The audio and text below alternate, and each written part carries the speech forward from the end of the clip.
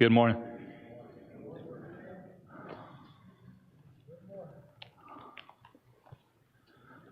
Kieran, stand up, man. That was a lot, and you did a super job. Thank you.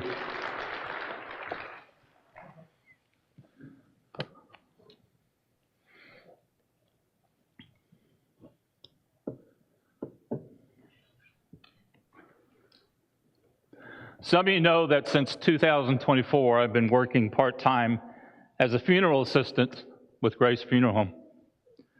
You may think, whoa, that's impressive. No, we do the grunt work. We do make sure that everything's ready to go for the service, all the flowers there, all the caskets set up, everything. But during that time, I've witnessed a lot of different services, and each one seems to be very unique.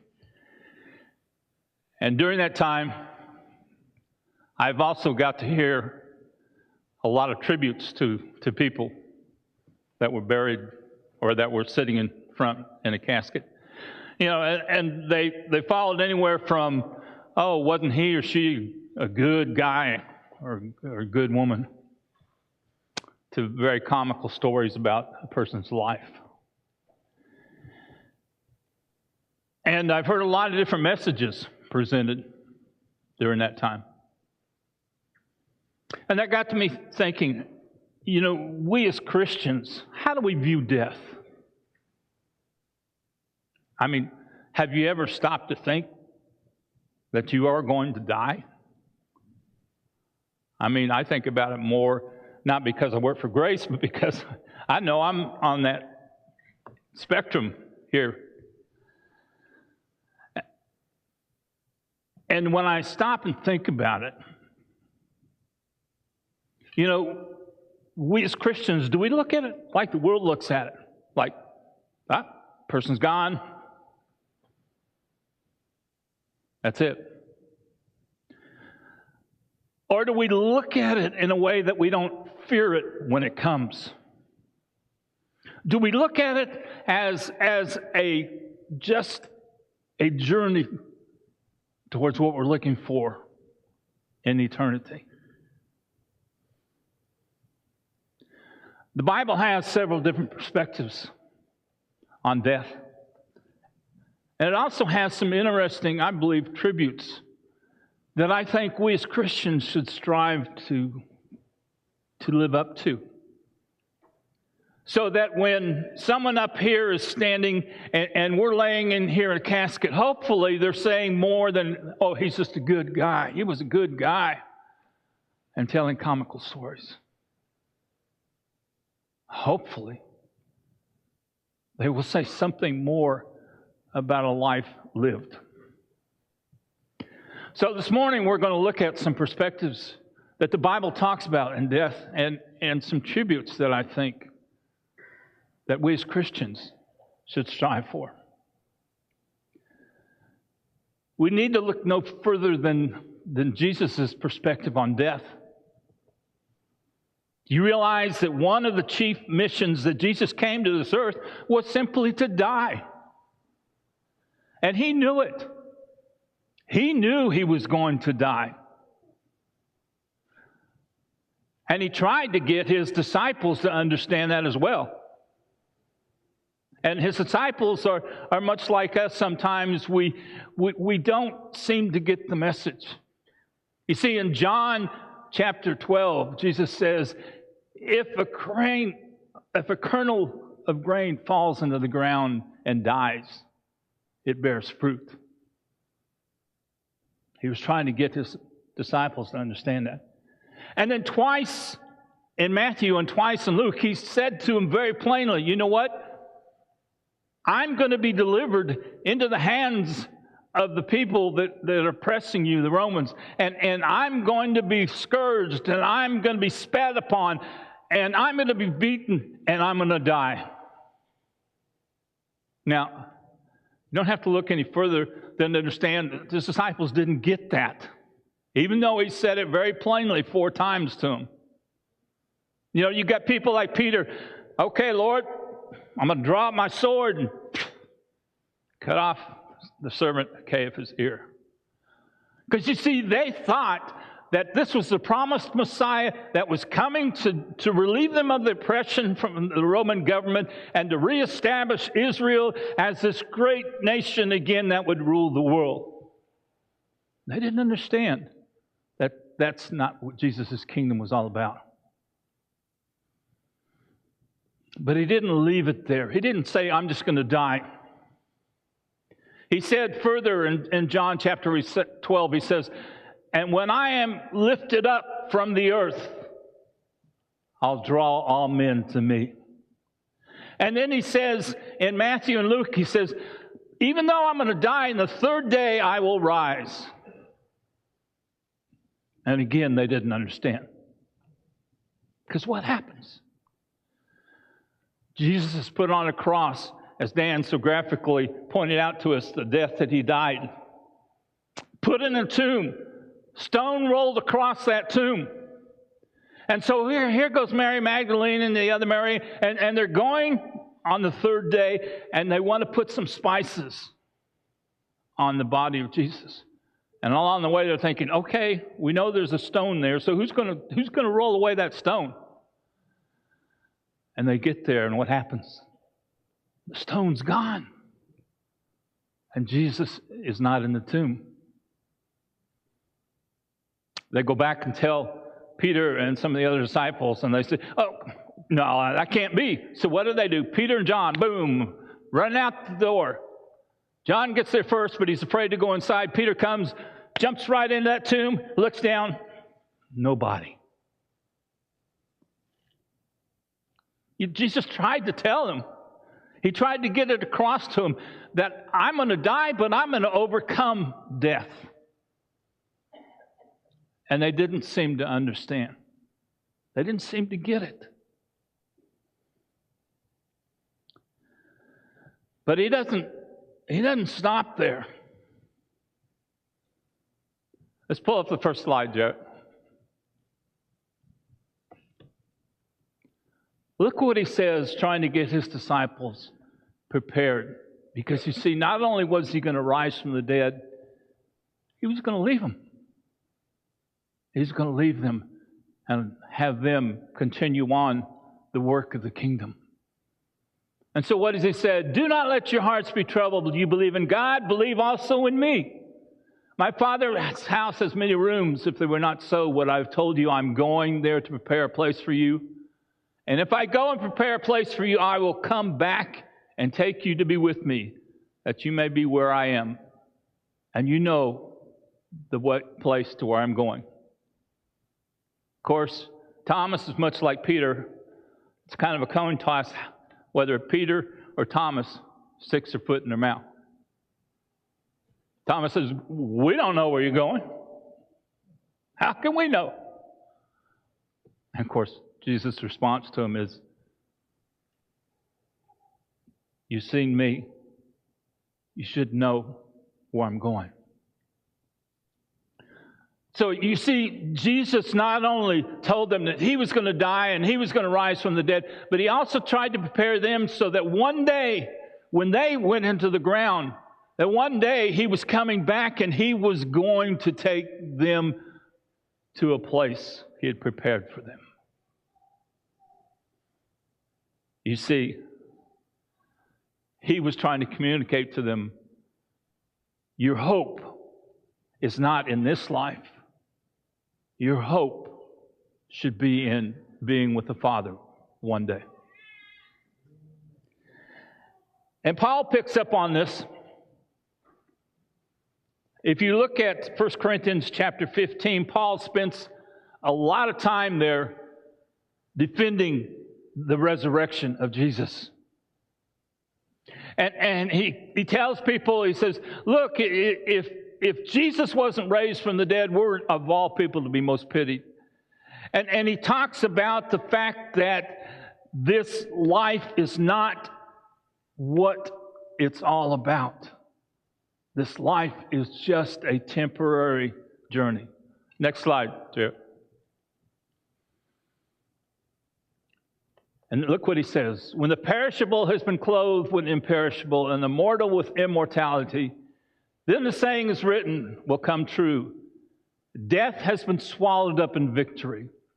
Where, O death, is your victory? Where, O death, is your sting? The sting of death is sin, and the power of sin is the law. But thanks be to God, He gives us the victory through our Lord Jesus Christ. You see what He's saying? You don't have to fear death. If you're committed to following Him, if you're committed to giving your life to Him, one day when you face death, you can say, oh, death, where's your victory? Oh, death, where's your sting? Jesus has overcome it. And so will I one day because of His death and resurrection.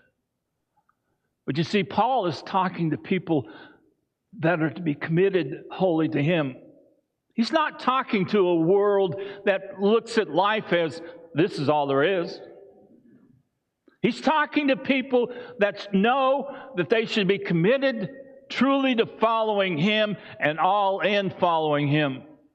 So that one day they can stand before death and say, oh, death, you have no victory over me. You have no sting over me because of the salvation that I have received from Jesus Christ. And so, let's go to the next slide, Jared. To the Thessalonians, he says, brothers and sisters, we do not want you to be uninformed about those who sleep in death, so that you do not grieve like the rest of mankind who have no hope. For we believe that Jesus died and rose again, and we also believe that God will bring with Him, Jesus, those who have fallen asleep in Him. You see the hope that's in that message? Not fear, hope. Hope that means a confident expectation that when we give our life wholly to Him, that yes, it hurts when we have to say goodbye to someone, especially someone we've been very close to. But Paul says you don't live and let the grief drive your life going forward. You still keep focused on following Christ, knowing that even though this person has left this earth, and even though we may miss this person because of the relationship we had with them, we don't let that knock us down. We move forward. Because you see, if that person has wholly committed their life to Christ, and we wholly commit our life to Christ, we have that confident expectation that one day we'll be in a reunion. We'll be in a reunion with them and with Christ and the Father. And so that's why Paul says we don't grieve like the world does. You see, if you think that life is simply what we live here on the earth, however many days God lets us live, if you think that's all there is to life, then go enjoy it. But if you honestly believe that this life is a temporary journey to look forward to eternity where there's no death, no pain, then it changes our perspective in this life. It changes who we are. It changes on how we look at life here on this earth. It changes on what drives us to live on this earth. And that's why Paul says we don't grieve like the world grieves. Yes, we hurt. And yes, we weep. I mean, Jesus wept at the life of Lazarus. But you know what? Jesus didn't stay focused there. And while it does hurt, we've got to come to the realization and the belief that if we stay focused on Jesus, that this life is only a temporary journey. And then we find in the book of Revelation, look at what John says. Blessed are those that are dead who die in the Lord. they may rest from their labors, for their deeds follow them. Wow. Those that die in the Lord, they're blessed, and their deeds follow. And then he talks about in Revelation chapter 21, he starts painting a picture for us about the New Jerusalem coming down, about Christ and the Father coming to dwell.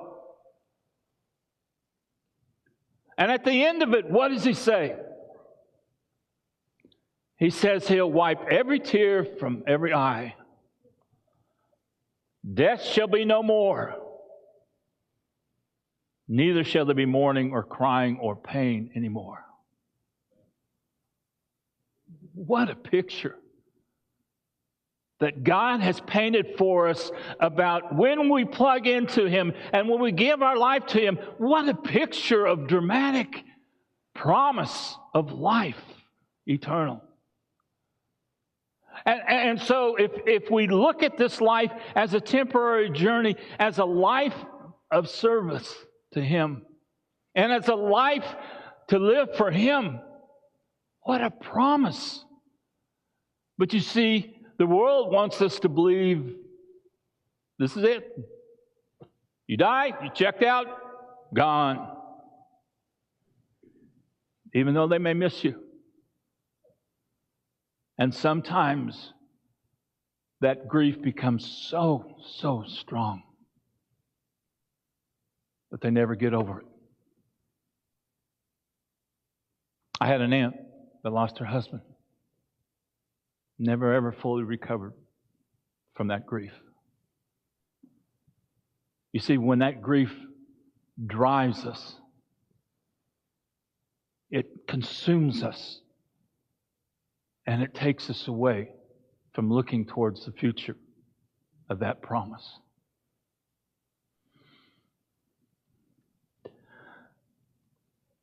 So when we, one day, are laid in a casket and people are standing up here talking about us, what would you like for them to say about you? I would hope you would like them to say more than, oh, he was a good guy. He was a good girl. And tell comical stories. You see, I'd like for them to say something more pertinent about my life. Go to the next slide, Jared.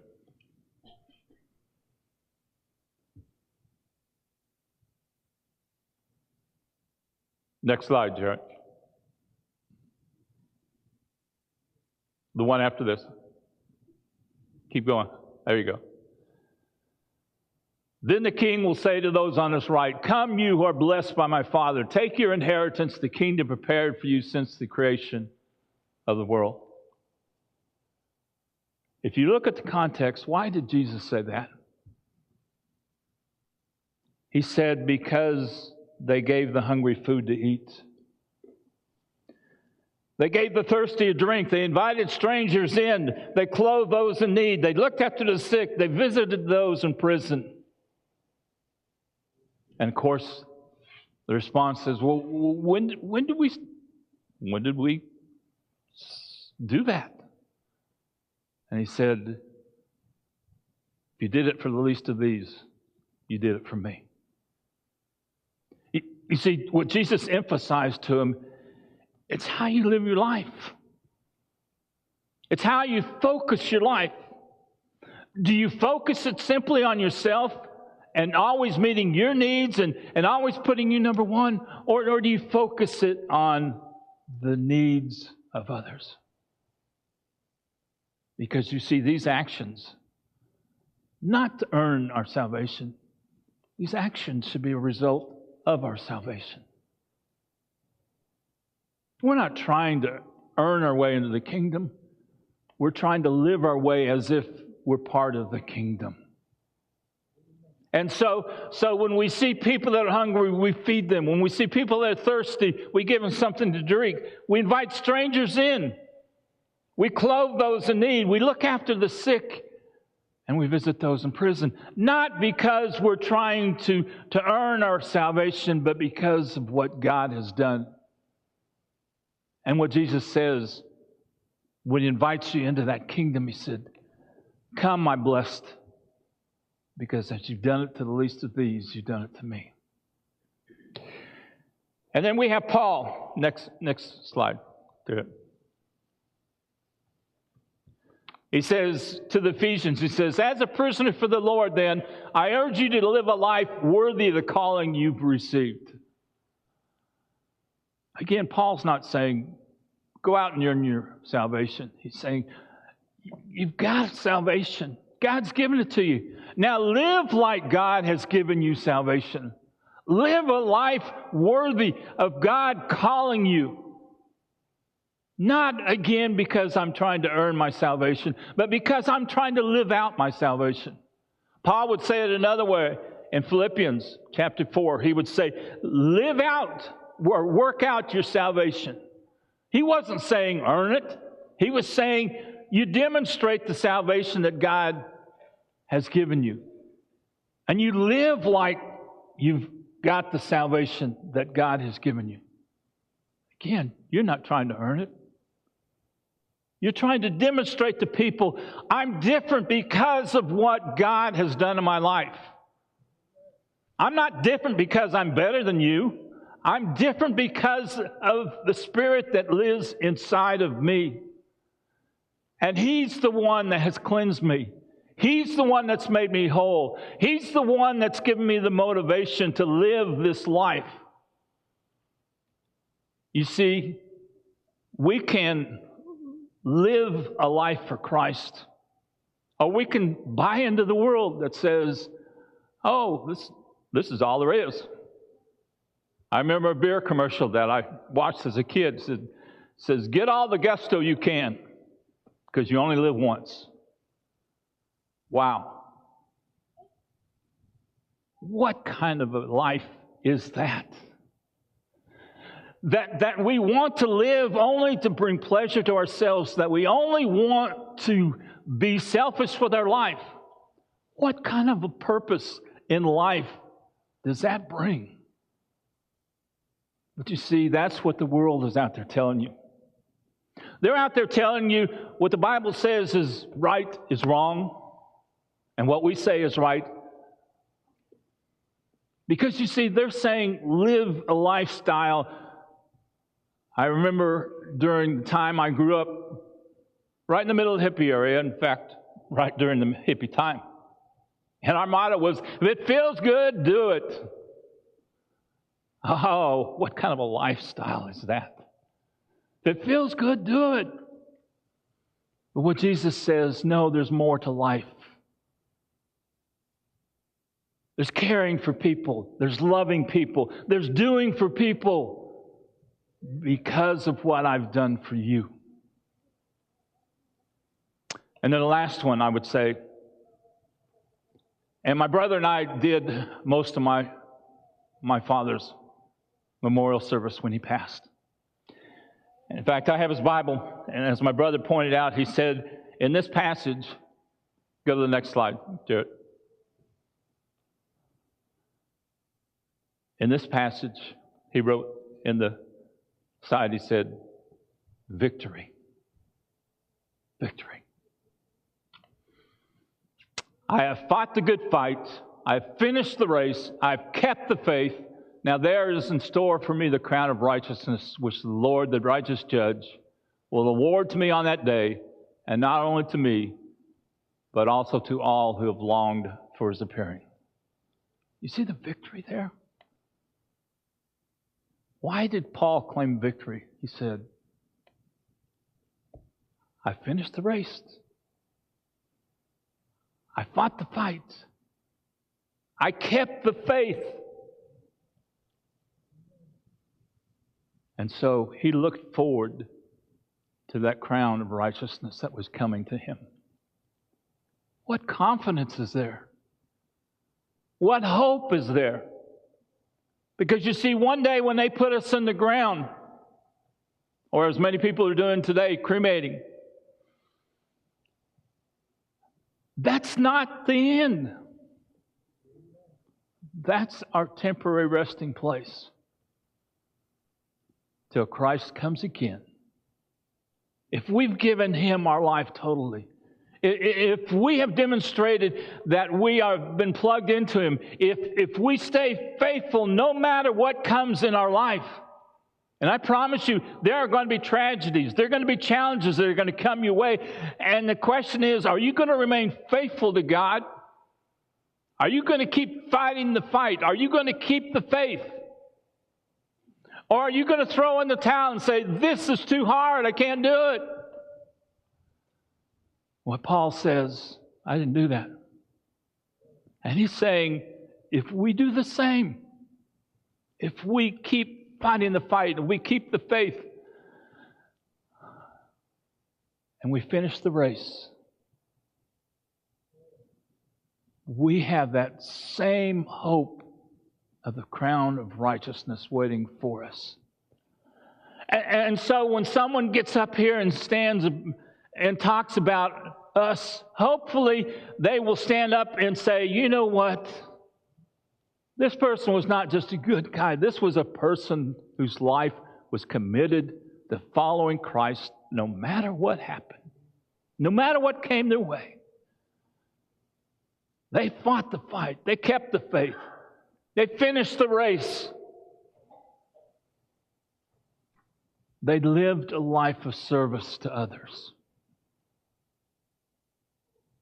Again, not to bring honor and glory to them, but to bring honor and glory to a God that died for them. So hopefully one day, when you are in that position, one, we won't have to fear death. We'll go peacefully. I'll tell you a story about the week my dad died. My brother called me at the beginning of the week. He said, he's got the flu and pneumonia, he's in the hospital. And I said, well, do I need to come? He said, well, it's up to you. Wife and I had an appointment in San Antonio, doctor that we don't like to change appointments to because it's hard to get into. And so we had booked a flight from Friday to Austin after we saw the doctor. Before we ever got on the plane, my dad was dead. But this story was told at his service. My brother told me they were going to hospice my father right there in the hospital. They weren't going to take him home, or they weren't going to take him somewhere else. And so the day before he died, the minister there, and the youth minister there at the church where my dad and my brother have been attending, they came and talked to my brother and told him. He said, well, we're going to hospice him right here. They're not taking him home. And so after the preacher and youth minister said that, they went in Thursday morning, and my dad says, well, I'm glad you got here because I'm going home. And the minister and youth minister looked at it and said, what do you mean going home? Your son just told us. He said, no, I'm going home. He said, I'm ready.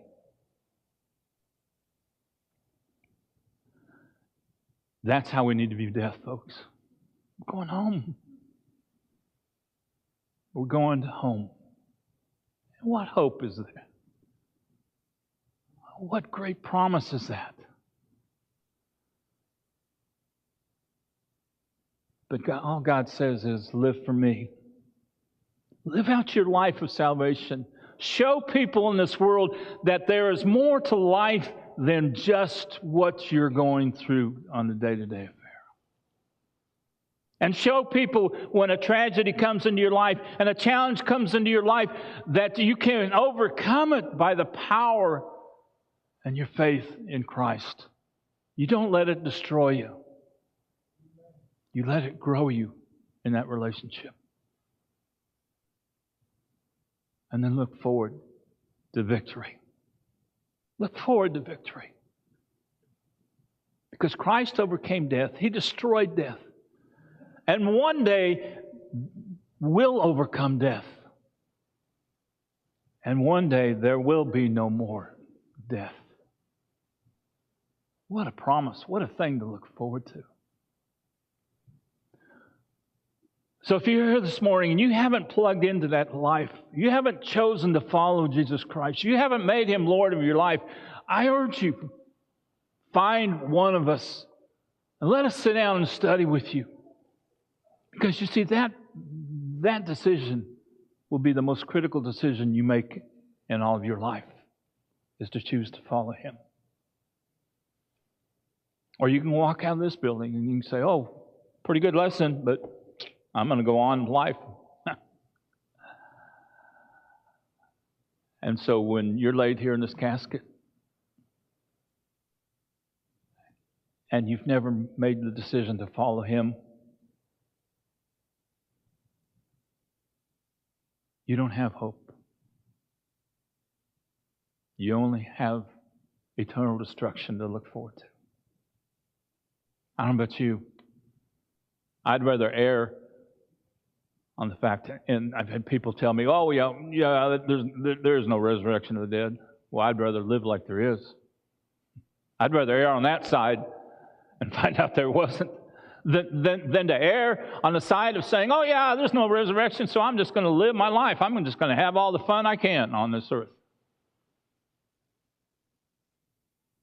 But I'd rather err on the other side myself. So if you haven't found that pathway to Christ yet, please sit down and talk with one of us. Let us point you in that direction. Or maybe you chose that life at one time and you've let the cares of the world get in your way. And you've made decisions that have drifted you away from that relationship, and you started living like the world instead of living for Christ. You know what?